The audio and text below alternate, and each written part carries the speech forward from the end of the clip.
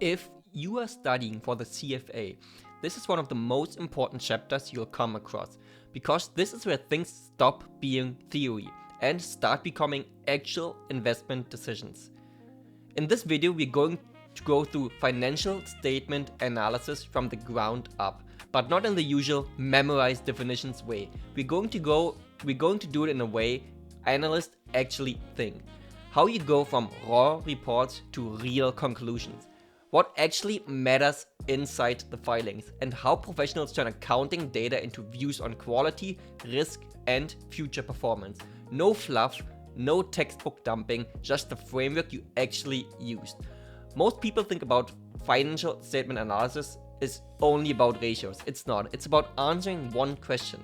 What do these numbers tell me about the business going forward? At a high level, you're trying to figure out, is this company profitable in a sustainable way? Is it financially stable? Does it generate real cash? And what is likely to happen next? That's it. Everything else, ratios, margins, and growth rates, those are just tools to get there. Now let's talk about the actual process. This is the core of the entire chapter.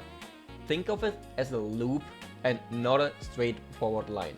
Step 1 is we start with a decision. Before you calculate anything, ask yourself, am I evaluating equity? Am I assessing credit risk? Am I comparing companies? Because if you skip this step, you'll end up doing technically correct work that doesn't matter for your purposes. The second step is to gather the right data. That's the collect step down here.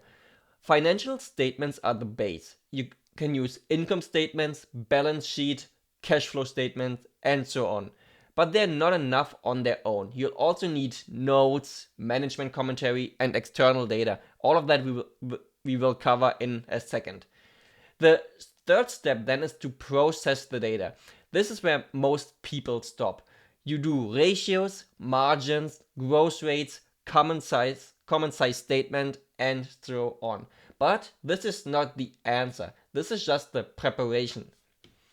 The next step then is to interpret your results. This is where real analysts separate themselves. You're not just saying margins are 20%, you're saying are margins improving, why, it's sustainable, and so on.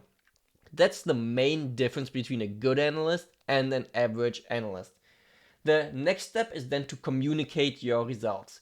An analysis is only useful if it leads to a clear decision and if it gets updated when new data comes in.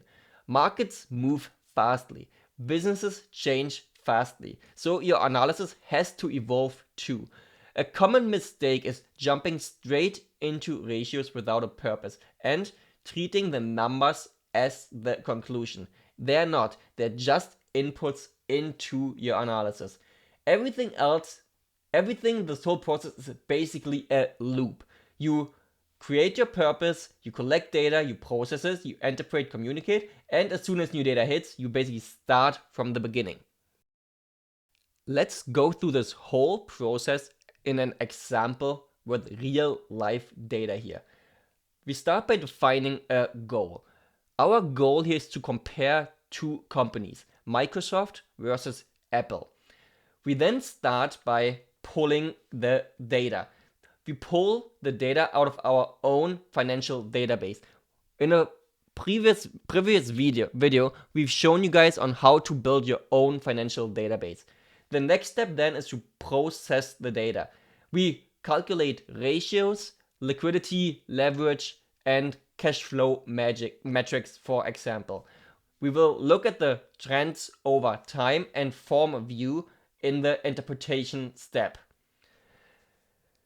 We then form a view, and for example, we look at, are margins structurally higher, is leverage increasing, or are earnings backed by cash? And that's where the real financial analysis starts. So let's look into it. In the first plot, we can look at the revenue growth of Apple versus Microsoft. We can see that even though Microsoft reported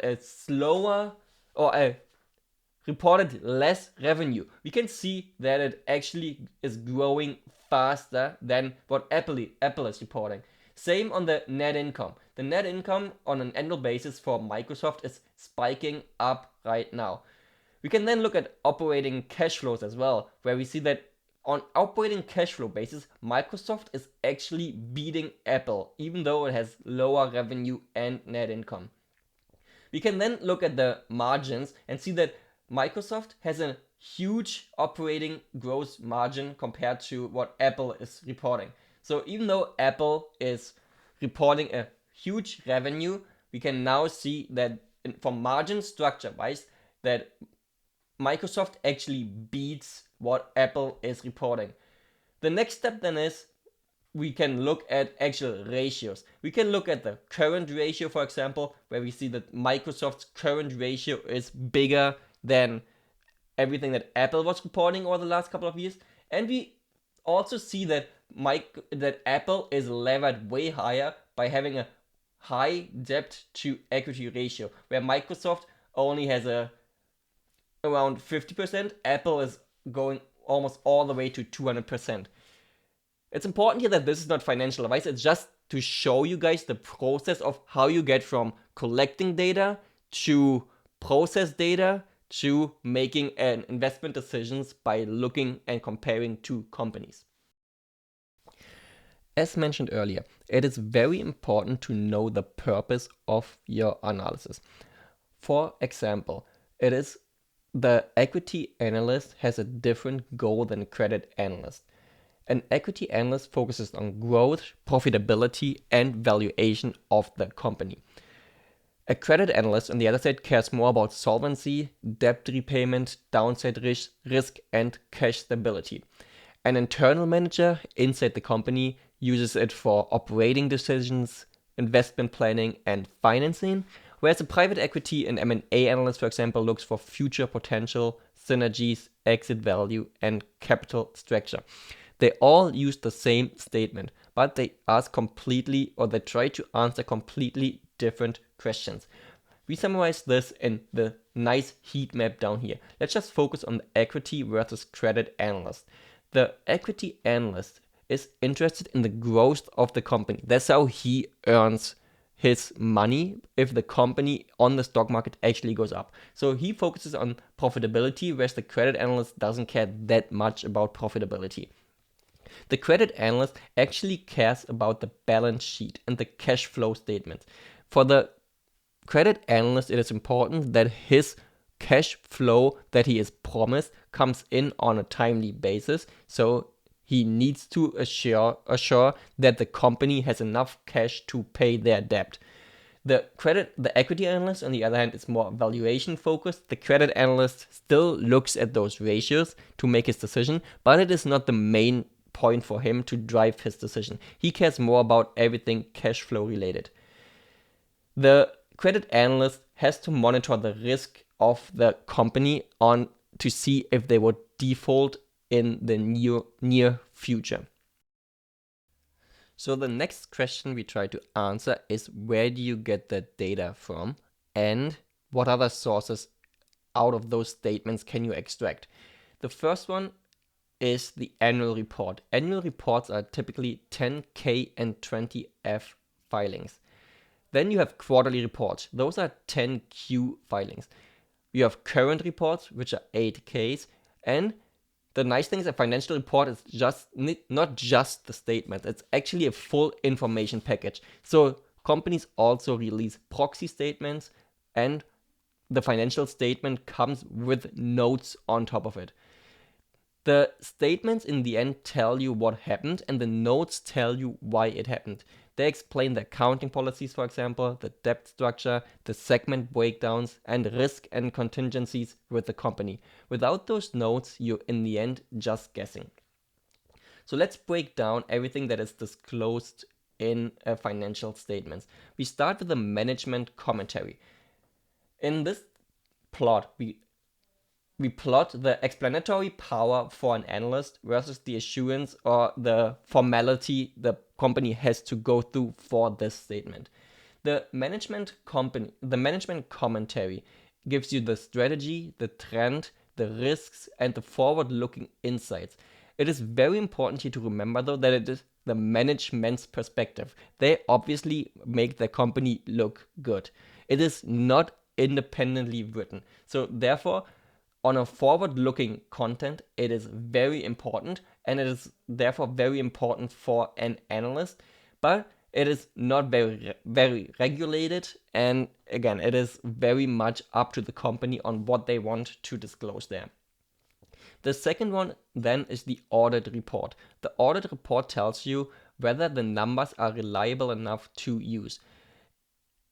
Those are mainly done by third parties like consulting companies, and a clean opinion that they release means the company or the numbers are reasonably accurate, but you have to be aware that they are not perfect. You still need skepticism about those numbers.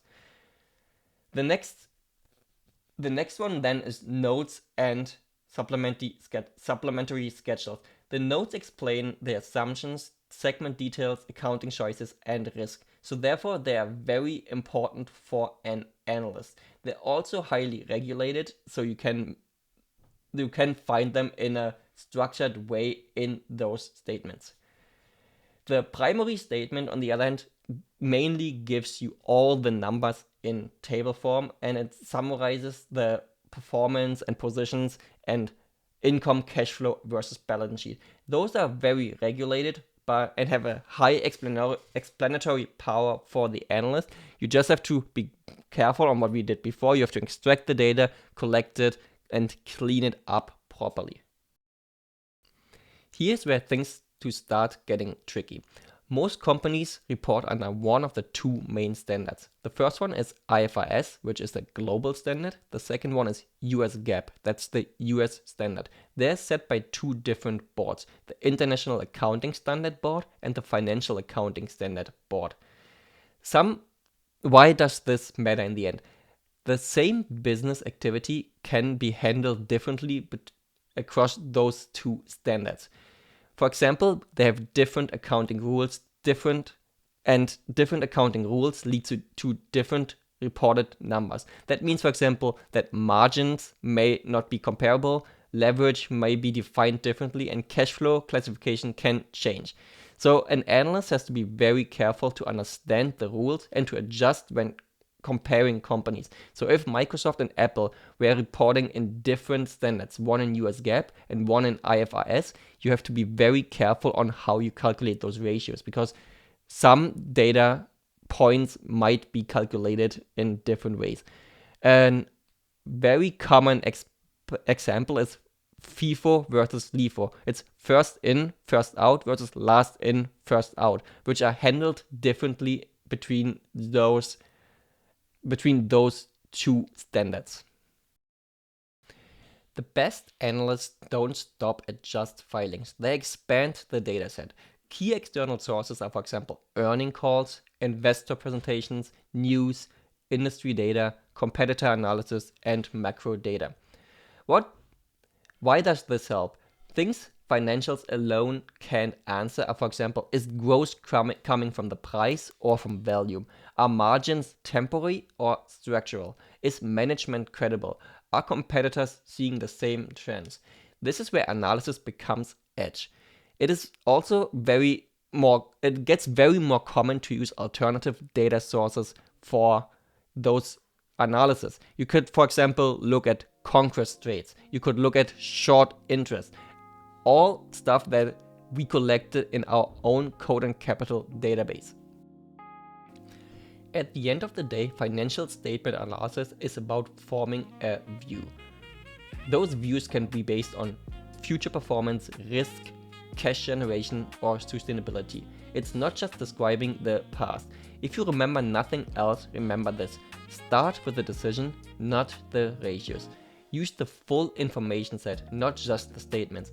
And comparability is something you can earn. Always end with an interpretation. Because in the real world, nobody pays you to calculate ratios. They pay you to make the decision for them. If you're preparing for the CFA, this chapter is foundational. Everything later, valuation, equity analysis, credit work, builds on this framework. If you want more videos like this, where we actually break down concepts with real logic instead of memorization, subscribe to the channel. And if you want the full framework, tools and code behind how we do this in practice, check out codeandcapital.com. I'll see you in the next one.